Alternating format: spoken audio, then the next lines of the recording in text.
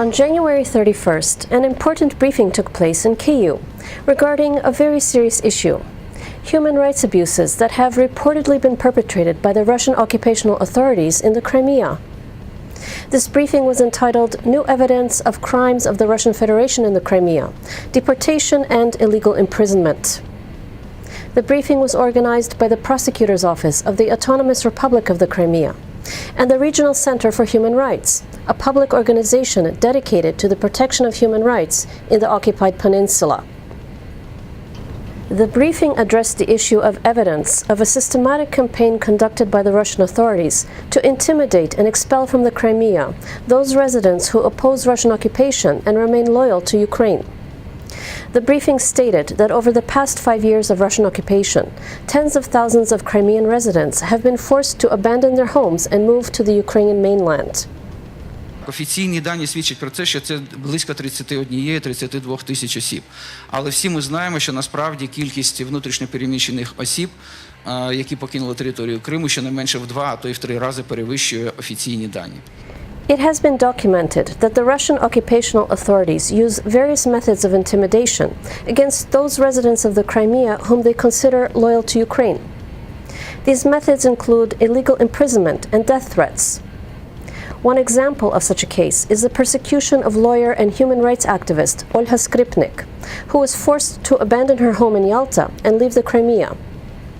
Today she heads the Crimean Human Rights Group. Підходили вже співробітники розвідки Російської Федерації, армії, і говорили, що якщо 16 березня я не поїду, то 17-го мене вже чоловік не знайде. According to data presented at the briefing, the Russian occupational authorities have replaced those who have been forced to leave the Crimea with tens of thousands of immigrants from Russia. These new arrivals are loyal to the occupational authorities and oppose reintegration of the Crimea into Ukraine. The briefing stated that a clear objective of this observed campaign is to fundamentally change the composition of the population of the Crimea and to force Crimean residents into loyalty toward Russia. The briefing stated that the Prosecutor's Office of the Autonomous Republic of the Crimea and the Regional Center for Human Rights document all known cases of forced expulsions of Ukrainian citizens from the Crimea. Where possible, they prepare lawsuits for international court tribunals.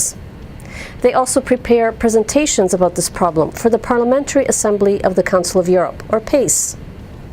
Their most recent presentation was held on January 22nd.